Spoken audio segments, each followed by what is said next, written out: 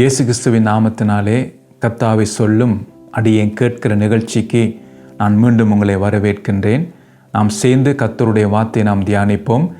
பாருங்க, பல காரியத்தை பரிசுத்த ஆவியினுடைய உதவியோடு நாம் கற்றுக்கொண்டு வருகிறோம். உழந்து போன நிலைமைக்கு வருவதற்கு என்ன காரணம், இதுதான் நாங்கள் பார்த்தோம். கடந்த முறை நாங்கள் பார்த்தோம் பார்த்தீங்கன்னா, அவருடைய முகம் கருத்து போயிட்டுன்னு சொல்லி நாங்கள் பார்த்தோம். அதனாலே தான் அந்த உழந்த நிலைமை நம்முடைய வாழ்க்கையில் இன்னும் இருக்கிறது. அப்போ ரெண்டாவது இப்போ நாங்கள் பார்க்க போகிறோம் என்னென்றால், புலம்பல் 4ஆம் அதிகாரம் 8ஆம் வசனத்தை நான் வாசிக்கிறேன்.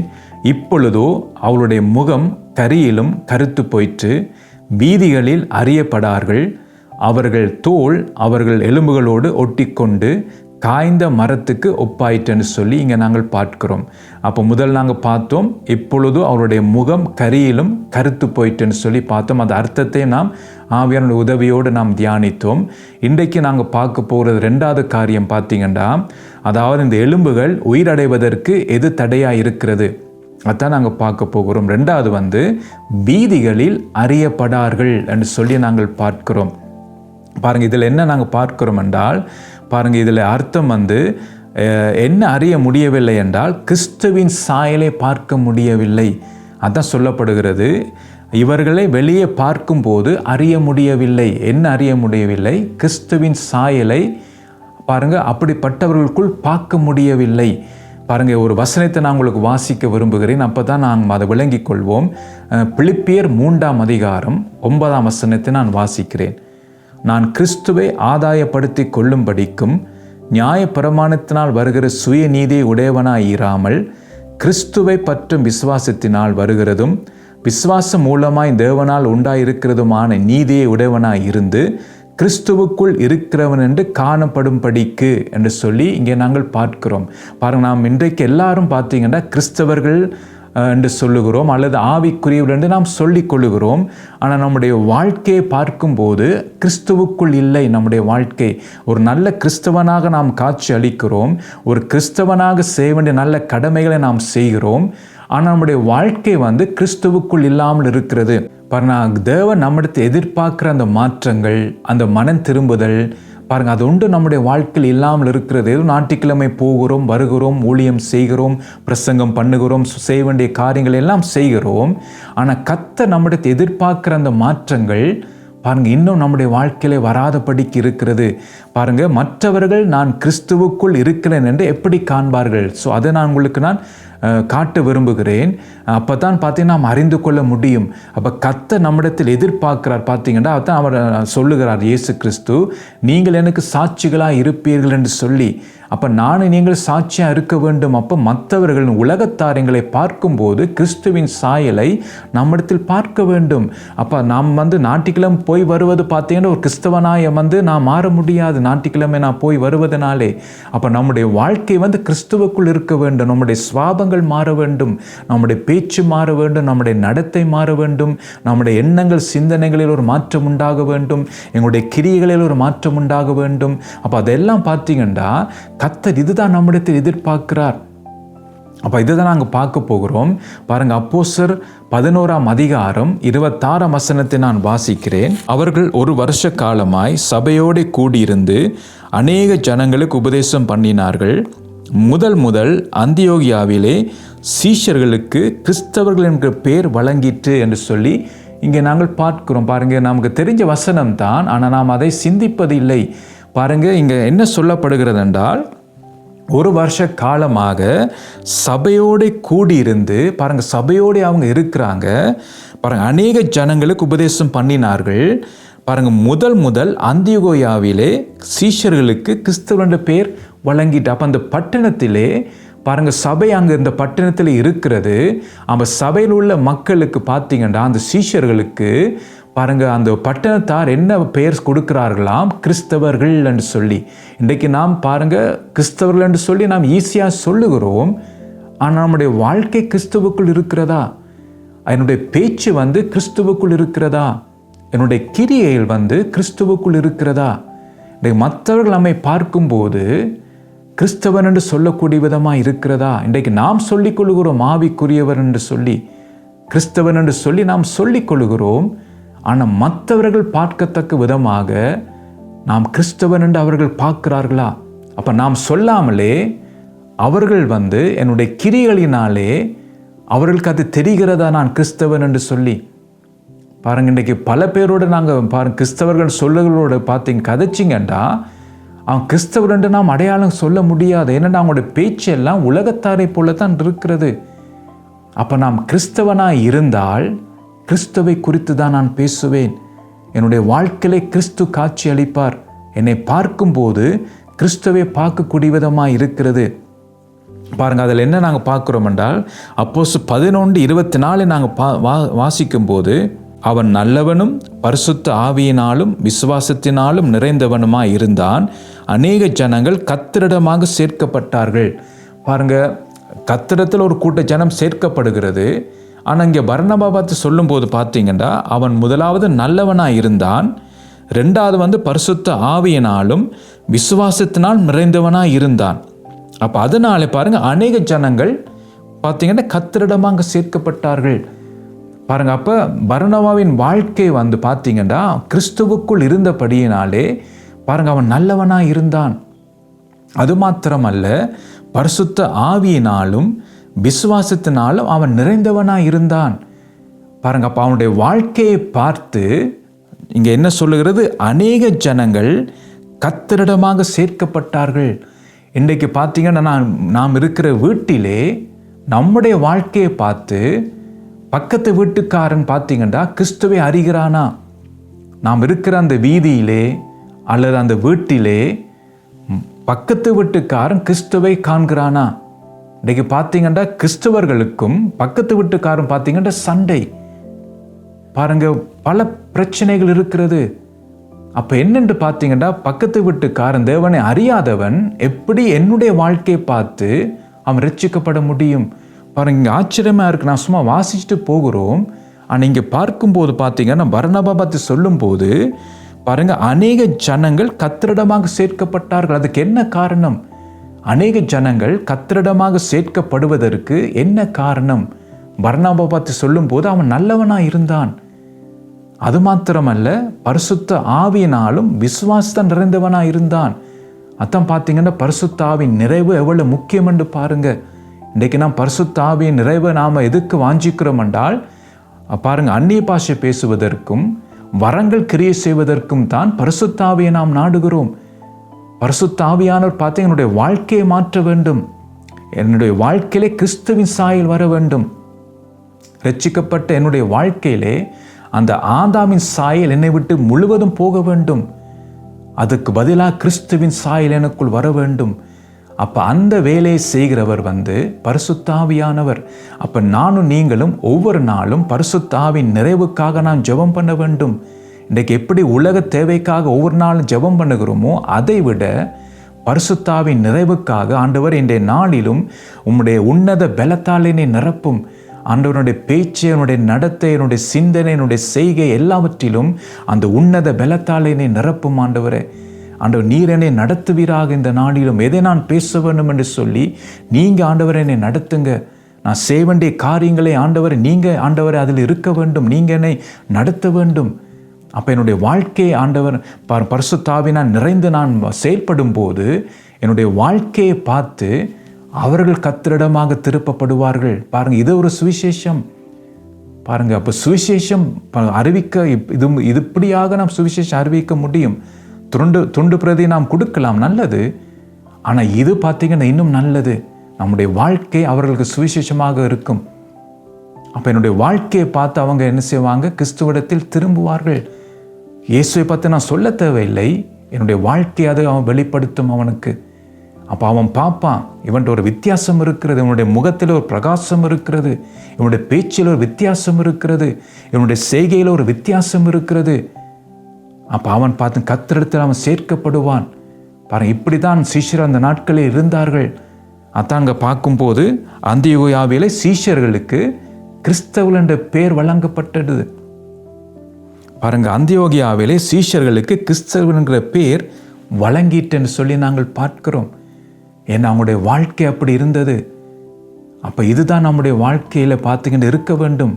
பர்னபா பார்த்தீங்கன்னா பெரிய பாஸ்டர் அல்ல, ஆனால் பார்த்தீங்கன்னா அவர் பார்த்தீங்க, அவர் பரிசுத்த ஆவியினாலே நிறைந்தவராய் இருந்தார். அவர் நல்லவராய் இருந்தார், விசுவாசத்தில் நிறைந்தவராய் இருந்தார். ஆனால் பார்த்தீங்கன்னா அவருடைய வாழ்க்கையினாலே அநேகர் கர்த்தர் திருப்பப்பட்டார்கள். அப்போ இதுதான் நம்முடைய வாஞ்சையாக இருக்க வேணும். இந்த 2026ஆம் ஆண்டிலே நம்முடைய வாழ்க்கையை பார்த்து அநேகர் கர்த்தரிடத்தில் திரும்ப வேண்டும். இன்றைக்கு நம்முடைய வாழ்க்கையை பார்த்து அநேகர் பார்த்தீங்கன்னா கர்த்தரை தூஷிக்கிறார்களா? அப்போ நீங்கள் பார்த்தீங்கன்னா பிழையான வழியிலே நீங்கள் போய்கொண்டு இருக்கிறீங்க. அப்போ உங்களை நீங்கள் பரிசோதித்து பாருங்க. நம்முடைய வாழ்க்கையை பார்த்து யாரும் கர்த்தரை மறுதலிக்கக்கூடாது.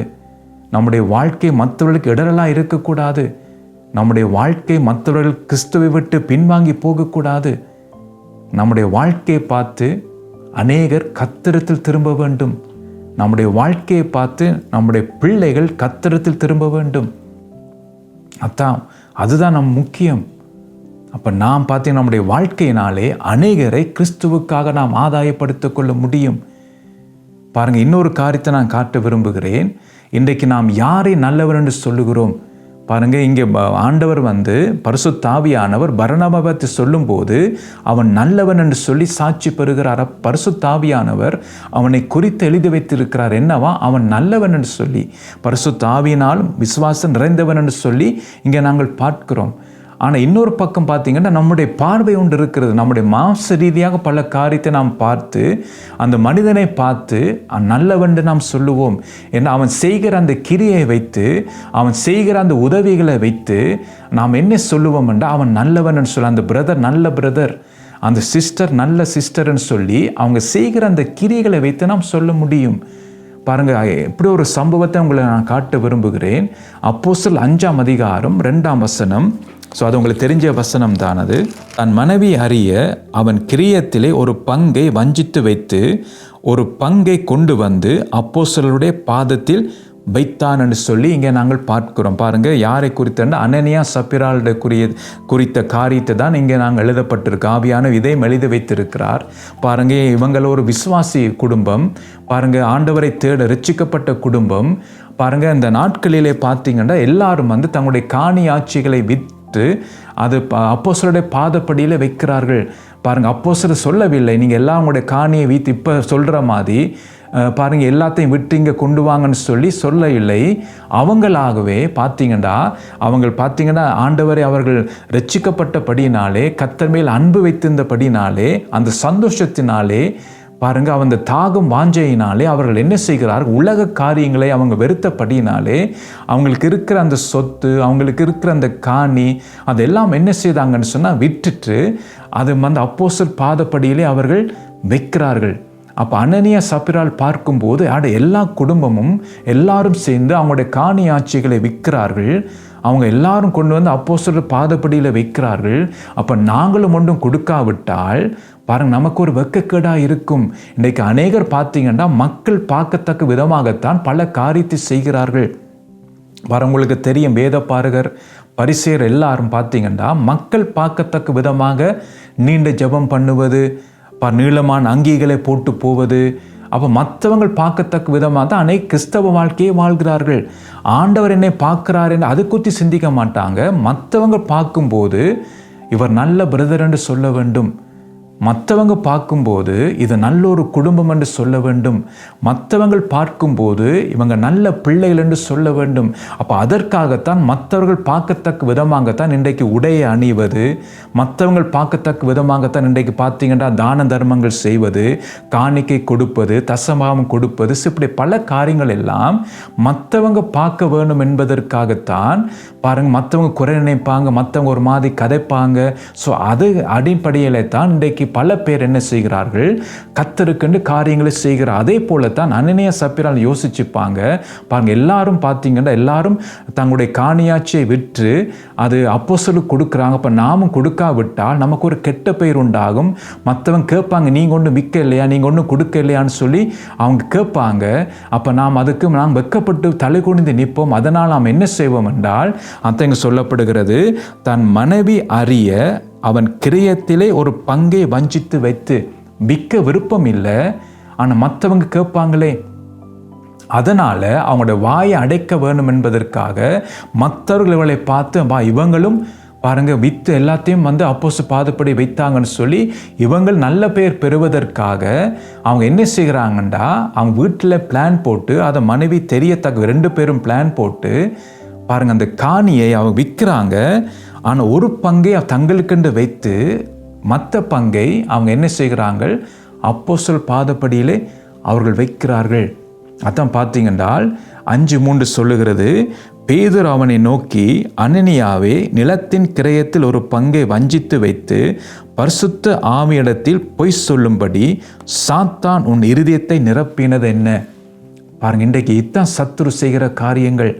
இன்றைக்கு கர்த்தருக்கு செய்ய வேண்டிய காரியங்களை மனப்பூர்வமாய் செய்யாமல் மற்றவங்கள் பார்க்க வேண்டும் என்று சொல்லி பாருங்க, மற்றவங்க நம்மை பார்த்து போற்ற வேண்டும், மற்றவங்க நம்மை பார்த்து கனம் பண்ண வேண்டும். அப்போ மற்றவங்க அந்த வார்த்தைக்காக, அவங்க கனம் பண்ணுகிற அந்த வார்த்தைக்காக அவன் என்ன செய்வாங்கன்றா, வஞ்சனையோட கர்த்தருக்கு ஊழியம் செய்வார்கள். ஆனால் அவங்களுடைய முழு மனதோடு, முழு இருதயத்தோடு, முழு சிந்தையோடு, பார்த்தீங்க முழு ஆத்மாவோடு கர்த்தருக்கு செய்ய மாட்டாங்க. ஆனால் மற்றவங்கள் பார்க்க வேண்டும், அதற்காக என்ன செய்வார்கள், ஜெபம் பண்ணுவது, காணிக்கை கொடுப்பது, ஊழியம் செய்வது, உதவி செய்வது, அதெல்லாம் மற்றவங்க பார்க்க வேண்டும் என்பதற்காக செயல்படுவார்கள். பாருங்க, அப்போ என்ன செய்கிறார்கள், தாங்களே அவர்கள் என்ன செய்கிறார்கள், வஞ்சிக்கிறார்கள். அதான் நாங்கள் பார்க்குறோம்.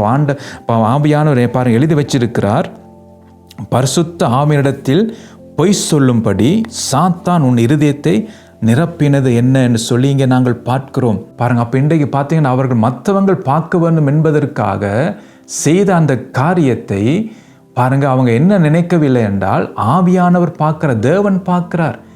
அப்போ அவங்க வஞ்சித்து வைத்ததை தேவன் பார்க்கிறார். எந்த எண்ணத்தோடு, எந்த காரியத்தோடு அவர்கள் செய்கிறார்கள் என்று சொல்லி தேவன் பார்க்கிறார். இன்றைக்கு நாம் பாஸ்டர் பார்க்கத்தக்க விதமாக நல்லவர்களைப் போல பல காரியத்தை நாம் செய்யலாம். ஆனால் நான் ஒன்று கவனிக்க வேண்டும், கர்த்தர் பார்க்கிறார் எந்த இருதயத்தோடு, எந்த நோக்கத்தோடு இந்த காரியத்தை நான் செய்கிறேன் என்று சொல்லி பரிசுத்த ஆவியானவர் கவனித்து பார்க்கிறார். அப்போ இதை நான் வஞ்சனையினாலே நான் செய்தால் பாருங்க, அது ஆவியானவர் அதையும் பார்க்கிறார். அப்போ அதனால தான் நாம் கவனமாக இருக்க வேண்டும். எந்த விஷயத்திலும் நாம் கர்த்தரை வஞ்சிக்காதபடிக்கு நாம் கவனமாக இருக்க வேண்டும். என்றால் சத்துரு அத்தான் செய்வான். சத்துருவை பார்த்தீங்கன்னா நம்ம இருதயத்தை ஏவுவான், கர்த்தரை வஞ்சிக்கிறதுக்காக. வஞ்சித்து பார்த்தீங்கன்னா கர்த்தருடைய வார்த்தையை மீறுவதற்கு அவன் ஏவுவான். அத்தான் ஏவாளுக்கு நடந்த காரியம் தான் இப்போ நடந்து கொண்டிருக்கிறது. இன்றைக்கு பல பேரை சத்துரு வஞ்சிக்கிறான்.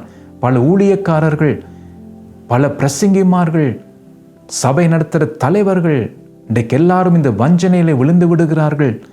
அப்போ நானும் நீங்களும் எச்சரிக்கையாக இருக்க வேண்டும். அதற்குத்தான் அந்த உன்னத பலன் நமக்கு தேவை என்று அவர்தான் நமக்கு கண்டித்து உணர்த்தி சத்தியத்துக்குள் நம்மை நடத்துகிறவர். அவர்தான் பார்த்தீங்கன்னா தேவனுடைய சித்தத்தை செய்வதற்கு நம்மை நடத்துகிறவர். அப்போ மற்றவங்க பார்க்கத்தக்க விதமாக நாம் ஜெபம் பண்ணுவது, மற்றவங்கள் பார்க்கத்தக்க விதமாக காணிக்கை போடுவது, மற்றவங்கள் பார்க்கத்தக்க விதமாக நாம் தேவனுக்கு ஊழியம் செய்வது, அதெல்லாம் நாம் கவனமாக இருக்க வேண்டும். கர்த்தருக்கு நான் ஊழியம் செய்வதென்றால் அது கர்த்தருக்கு தான் செய்கிறேன். மனுஷன் போட்டினால் என்ன, போட்டாவிட்டால் என்ன, என்னுடைய எஜமான் பார்க்கிறார், அவருக்காக நான் ஊழியம் செய்ய வேண்டும். அவர் சொல்வதை நாம் செய்ய வேண்டும். அவரை நான் மகிமைப்படுத்த வேண்டும்.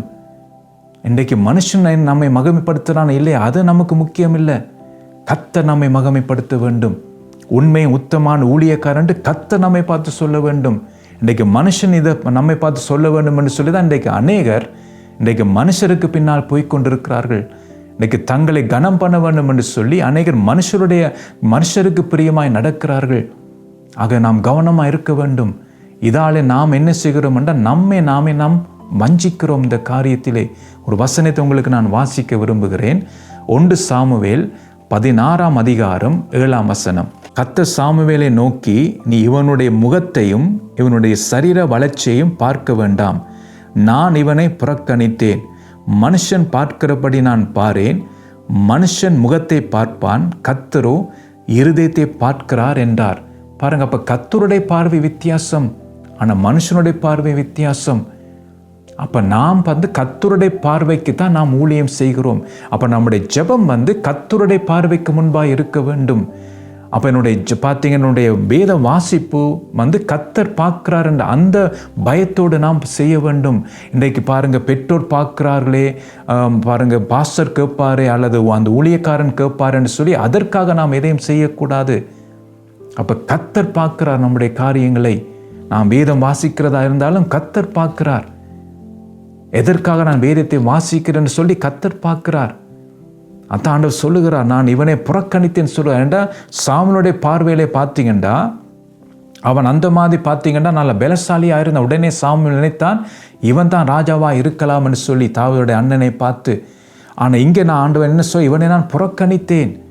பாருங்கள், மனுஷன் பார்க்கிறபடி நான் பாரேன், மனுஷன் முகத்தை பார்ப்பான், கர்த்தரோ இருதயத்தை பார்க்கிறாருன்னு சொல்லி நாங்கள் பார்க்கிறோம். அப்போ கர்த்தருடைய பார்வை வேறை, மனுஷனுடைய பார்வை பார்த்தீங்கன்னா வேறு விதமாக இருக்கிறது. அப்போ மனுஷர்கள் பார்த்தீங்கன்னா செய்கிற கிரியைகளை பார்த்து நல்லவன் என்று சொல்வார்கள்.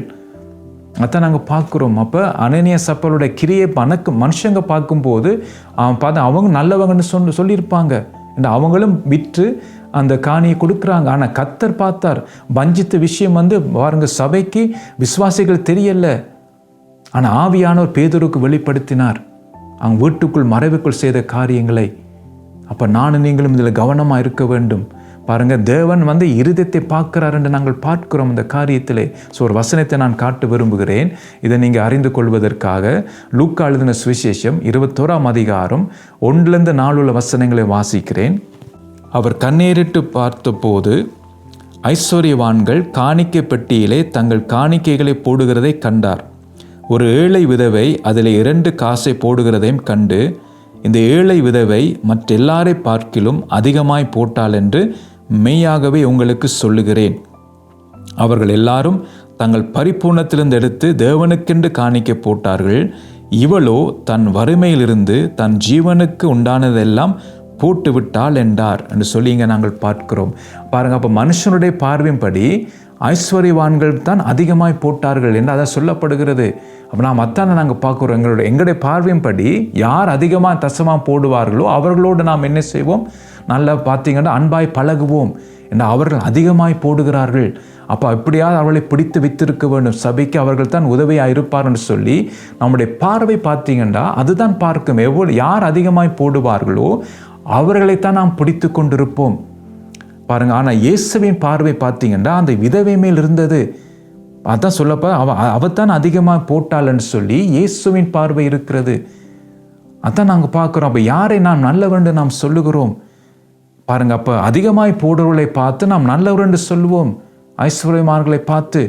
ஆனால் அந்த கொஞ்சமாய் போடுறவர்களை பார்த்து நாம் நல்லவரென்று சொல்ல மாட்டோம். என்ன சொல்லுவோம், இப்போ போய் இவ்வளோ கொஞ்சம் தசமாகத்தை போட்டிருக்கிறான் என்று சொல்லி நாம் அவங்களை குறித்து குறை சொல்லுவோம். ஆனால் ஆண்டவர் இருதயத்தை பார்க்கிறார். எந்த நிலைமையில் எந்த சூழ்நிலையிலே அந்த கொஞ்சம் பணத்தை போட்டாங்கன்னு சொல்லி கர்த்தர் அறிவார். ஆனால் மற்ற மனுஷங்க என்ன சொல்லுவாங்க, கொஞ்சம் காசு போட்டாங்க கர்த்தருக்குன்னு சொல்லி. அப்போ அதிகமாய் போடுறவர்களுக்கு நாம் கனம் பண்ணுவோம் அவர்களை. அப்போ பாருங்க, இப்போ இதெல்லாம் வித்தியாசத்தை நாங்கள் பார்க்குறோம். அப்படிப்பட்டவர்களை நல்லவென்று நாம் சொல்லுகிறோம். கொஞ்சமாய் போடுறவர்கள் பார்த்து என்ன சொல்லுகிறோம் என்றால் வஞ்சிக்கிறான்னு சொல்லி நாம் சொல்லுவோம். ஆனால் இயேசு என்ன சொல்லுகிறார், இயேசுவின் பார்வை பார்த்துங்கன்னா அந்த விதையை பாருங்கள் அதிகமாய் போட்டால் என்று சொல்லி அங்கே இயேசு சொல்லுகிறார். அப்போ பரலோகம் யாரின் நல்லவன் என்று சொல்லும் என்றால் தேவனுடைய இருதயத்துக்கு ஏற்றவனாய் இருப்பனை பார்த்து தான் பரலோகம் நல்லவன் என்று சொல்லும். பாருங்கள், அப்போஸ்தலர் 13ஆம் அதிகாரம் 22ஆம் வசனத்தை நான் வாசிக்கிறேன். பின்பு அவர் அவனை தள்ளி தாவீதை அவர்களுக்கு ராஜாவாக ஏற்படுத்தி, ஈசாயின் குமாரனாகி தாவீதை என் இருதயத்துக்கு ஏற்றவனாக கண்டேன், எனக்கு சித்தமானவைகள் எல்லாம் அவன் செய்வான் என்று அவனை குறித்து சாட்சியம் கொடுத்தார் என்று சொல்லி இங்கே நாங்கள் பார்க்கிறோம். பாருங்கள், அப்போ இன்றைக்கு நம்முடைய கிரியைகள் பாருங்கள் ஒன்று மனுஷர்கள் பார்ப்பாங்க, இன்னொன்று தேவன் பார்க்கிறார். அப்போ தேவன் தான் நம்மை நன்னல்வென்று சொல்ல வேண்டும், நம் தேவன் தான் நம்மை பார்த்து சாட்சி கொடுக்க வேண்டும். இன்றைக்கு நாம் அதிகமாக மற்றவர்கள் மனுஷர்கள் நம்மை பார்த்து சாட்சி கொடுக்க வேண்டும், நம்மை பார்த்து நல்லவன் சொல்ல வேண்டும் சொல்லி அதுக்கு தான் நாம் பிரயாசப்படுகிறோம். ஆனால் தேவன் நம்மை பார்த்து சாட்சி கொடுக்க வேண்டும் என்று சொல்லி அதை குறித்து நாம் சிந்திக்க மாட்டோம். பாருங்கள், அப்போ நம்முடைய ஃபோக்கஸ் எதென்றால் தேவன் என்னை குறித்து சாட்சி கொடுக்க வேண்டும். இயேசு பார்த்தீங்கன்னா ஞானஸ்நானம் எடுத்த பிற்பாடு அவர் இயேசுவை குறித்து பார்த்தீங்கன்னா பரலோகம் சாட்சி கொடுக்கின்றது. அப்போ நம்மை குறித்து ஆண்டவர் சாட்சி கொடுக்க வேண்டும். அப்போ இந்த ஆண்டிலே, இந்த 2026ஆம் ஆண்டிலே என்னுடைய கிரியை பார்த்தீங்கன்னா பொறுத்து தான் பரலோகம் சாட்சி கொடுக்கும். அப்போ அதுதான் நாம் வாஞ்சிக்க வேண்டும் பாருங்கள். அப்போ என்னுடைய ஜெபமும் என்னுடைய செயல்களும் எப்படி இருக்க வேண்டும்? ஆண்டவரே, நீர் என்னை குறித்து சாட்சி கொடுக்க வேண்டும், அதற்கேற்ற விதமாக என்னுடைய வாழ்க்கை இருக்க வேண்டும் ஆண்டவரே என்று சொல்லி அதற்காகத்தான் நாம் பிரயாசப்பட வேண்டும் பாருங்கள். அப்போ நாம் அதுக்கென்று நாம் பிரயாசப்படும் போது பாருங்கள், கர்த்தர் நமக்கு கனத்தை கொடுப்பார். மனிதர்கள் நம்மை கனம் பண்ணுவார்கள். அப்போ அந்த கனம் பார்த்தீங்கன்னா கர்த்தராலே வருகிற கனம் தான் அந்த கனம்.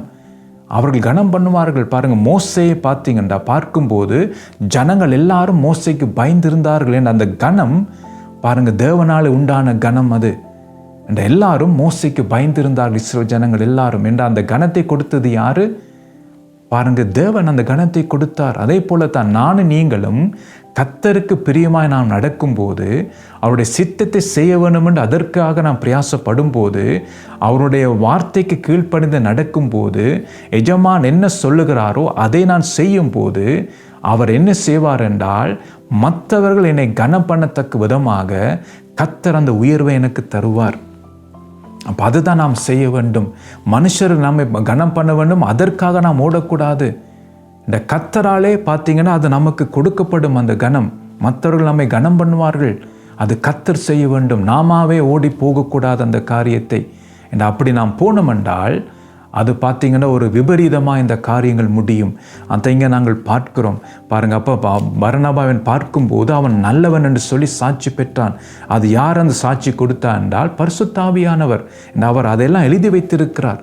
அப்போ நம்முடைய வாழ்க்கை குறித்து தேவன் நல்லவன் என்று சொல்ல முடியுமா? நம்முடைய கிரியை வைத்து, நம்முடைய பேச்சை வைத்து, நாம் செய்கிற காரியங்களை வைத்து பரலோகம் நம்மை பார்த்து நல்லவன் என்று சொல்ல முடியுமா? பாருங்க, சிந்திச்சு பார்க்க வேண்டும் இந்த காரியங்களை. ரெண்டாவது பார்த்தீங்கன்னா, பர்னபா எப்படியாம் பரிசுத்த ஆவியினாலும் விசுவாசத்தினால் நிறைந்தவனாக இருந்தான். அதை நாங்கள் பார்க்கிறோம். அப்போ நம்முடைய வாழ்க்கையிலே நாம் பரிசுத்த ஆவியினாலும் விசுவாசத்தினாலும் நிறைந்திருக்கிறோமா? நம்முடைய அன்றாட வாழ்க்கையிலே பரிசுத்த ஆவினாலே நிறைந்து நாம் செயல்படுகிறோமா? என்னுடைய பேச்சு பரிசுத்த ஆவிக்குள் இருக்கிறதா? அப்போ நாம் அதை சிந்திக்க வேண்டும். ஒவ்வொரு நாளும் ஆவியானவர் என்னை நடத்துகிறாரா? ஆவியானவர் சொல்லி தான் என்னுடைய பேச்சு இருக்கிறதா? பாருங்க, வசனத்தை வாசிக்கிறேன். லூக்கா எழுதின சுவிசேஷம் 1ஆம் அதிகாரம் 41ஆம் வசனம். எலிசபேத்து மரியாளுடைய வாழ்த்துதலை கேட்ட பொழுது அவளுடைய வயிற்றிருந்த பிள்ளை துள்ளிற்று. எலிசபேத்து பரிசுத்த ஆவியினால் நிரப்பப்பட்டு. பாருங்க, எலிசபேத்தை நாங்கள் பார்க்கும்போது பார்த்தீங்கன்னா பாருங்க, மரியாளுடைய வாழ்த்துதலை கேட்ட பொழுது அவளுடைய வயிற்றிலிருந்த பிள்ளை துள்ளிட்டுன்னு சொல்லி நாங்கள் பார்க்கிறோம்.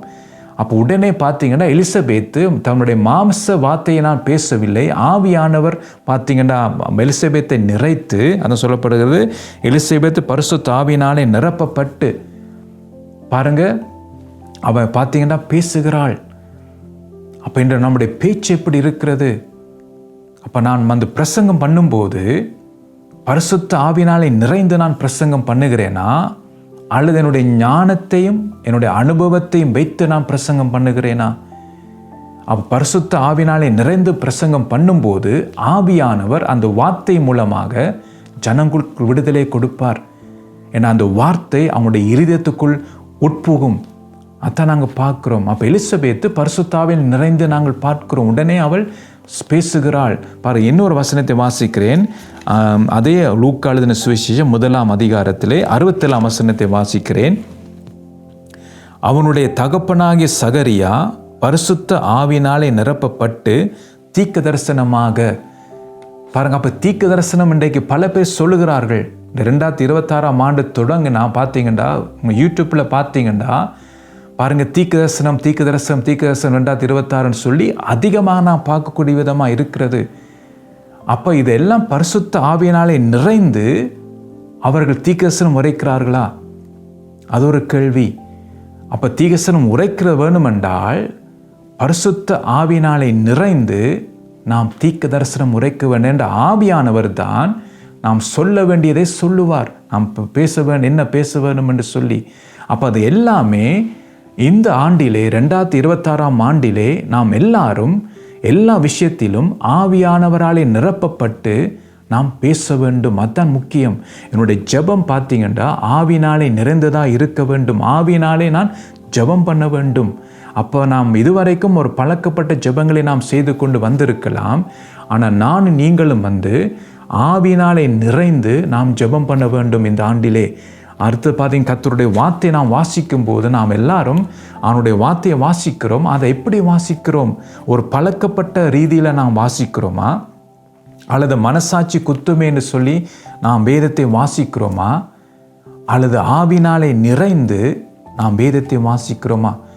பாருங்க, ஆவினாலே நிறைந்து வேதத்தை வாசிப்பதற்கும் பழக்கப்பட்ட ரீதியாக வேதத்தை வாசிப்பதற்கும் பெரிய வித்தியாசம் இருக்குது.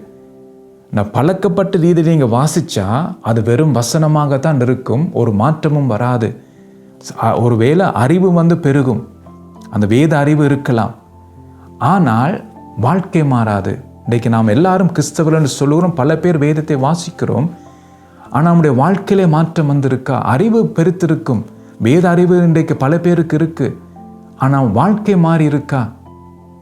அப்போ பரிசுத்த ஆவினாலே நிறைந்து நாம் வேதத்தை வாசிக்கும் போது அந்த வசனம் என்னை மாற்றும்.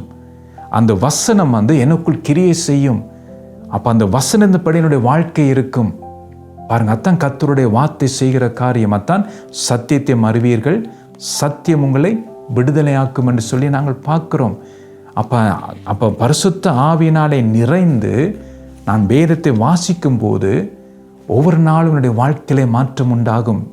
என்ற கர்த்தருடைய வார்த்தை ஜீவன் உள்ளது. அது சும்மா பார்த்தீங்கன்னா புத்தகம் அல்ல, இது ஜீவன் உள்ளது. இது பரிசுத்த வேதாகமம் சொல்லப்படுகிறது. பாருங்க, அப்போ இந்த வார்த்தை தான் என்னை மாற்றும். அப்போ நான் எப்படி வாசிக்க வேண்டும்? பரிசுத்த ஆவினாலே நிறைந்து நான் வாசிக்க வேண்டும். பாருங்க, சின்ன சின்ன காரியங்கள் பாருங்க. சில நேரம் பாருங்க, வேர்ஷிப் நீங்கள் பண்ணுகிறதா இருக்கலாம். அப்போ வேர்ஷிப் நடத்துகிறவளாக இருந்தால் நீங்கள் என்ன செய்ய வேண்டும் என்றால், ஆண்டவரே இந்த ஞாயிற்றுக்கிழமை என்ன பாட்டு நான் படிக்க வேண்டும், கர்த்தரிடத்தில் கேட்க வேண்டும். ஏதோ இந்த பாட்டு படித்தா நல்லா இருக்கும், இது என்னுடைய குரலுக்கு ஏற்ற விதமாக இருக்கும், இது எனக்கு தெரிஞ்ச பாட்டாக இருக்குன்னு சொல்லி அந்த அனுபவத்தை வச்சு நாம் போகக்கூடாது பாட்டையெல்லாம் படிக்க. அப்போ இந்தும் பரிசுத்த ஆவினாலே நிறைந்து நாம் அந்த பாட்டை நாம் தெரிந்தெடுக்க வேண்டும். ஆவியானவர் சொல்லுவார் என்ன பாட்டு படிக்க வேண்டும் என்று. அப்போ அந்த பாட்டு சபையிலே படிக்கும்போது அந்த பாட்டின் மூலமாக ஜனங்களுக்கு ஒரு விடுதலை உண்டாகும், அல்லது சுகம் உண்டாகும். ஏதாவது ஒரு விதத்தில் ஆவியானவர் செயல்படுவார். அதனால தான் இந்த பாட்டை படி என்று அவர் நமக்கு சொல்லுவார். அப்போ சின்ன சின்ன காரியங்கள் எல்லாம் பரிசுத்த ஆவியினாலே நிறைந்து நாம் செயல்பட வேண்டும். அப்போ இந்த 2026 ஆண்டிலே நம்முடைய வாழ்க்கையிலே, என்னுடைய சொந்த வாழ்க்கையிலே, குடும்ப வாழ்க்கையிலே, சபை வாழ்க்கையிலே ஒரு எழுப்புதல் வேணும் என்றால் பரிசுத்த ஆவியின் உன்னத பலன் நமக்கு வேண்டும். பரிசுத்த ஆவியினாலே நிறைந்து நாம் காணப்பட வேண்டும். அதான் நாங்கள் பார்க்குறோம். அப்போ பர்னபா நல்லவனாக இருந்தான், பரிசுத்த ஆவியினாலும் விசுவாசத்தை நிறைந்தவனாக இருந்தான். அநேக ஜனங்கள் கர்த்தரிடமாக திருப்பப்பட்டார்கள். பாருங்க, அப்போ நம்முடைய வாழ்க்கை மாறும்போது ஜனங்கள் கர்த்தரிடத்தில் வருவார்கள், ஜனங்கள் ரட்சிக்கப்படுவார்கள். பாருங்க, எவ்வளோ ஒரு சிம்பிளாக இருக்குன்னு சொல்லி. அப்போ நம்முடைய வாழ்க்கை மாறினால் பாருங்க எழுப்புதல் உண்டாகும். இன்றைக்கு ஏன் சபையில் எழுப்புதல் இல்லை, ஏன் குடும்பங்களில் எழுப்புதல் இல்லை என்று சொன்னால், அநேகருடைய வாழ்க்கையிலே மாற்றங்கள் இல்லை. அநேகருடைய வாழ்க்கை பார்த்தீங்கன்னா இருளில் இருக்கிறது. அதனால தான் ஜனங்கள் ரட்சிக்கப்பட முடியலை. சொந்த குடும்பத்தில் இருக்கிற பிள்ளைகள் கூட ரட்சிக்கப்பட முடியலை. ஏனென்றால் அவங்களுடைய வாழ்க்கை மாறவில்லை. அப்போ நாம் நல்லவனும் பரிசுத்தாவின் நிறைந்து விசுவாசத்தை நிறைந்தனாக இருந்தோமா இருந்தால் நம்மை சுற்றி இருக்கிற ஜனங்கள் ரட்சிக்கப்படுவார்கள் நம்முடைய வாழ்க்கையை பார்த்து. ஸோ அடுத்த முறைக்கு தொடர்ந்து மிச்ச காரியத்தை அனுப்போம். கர்த்தர் தாமே உங்களை ஆசீர்வதிப்பாராக.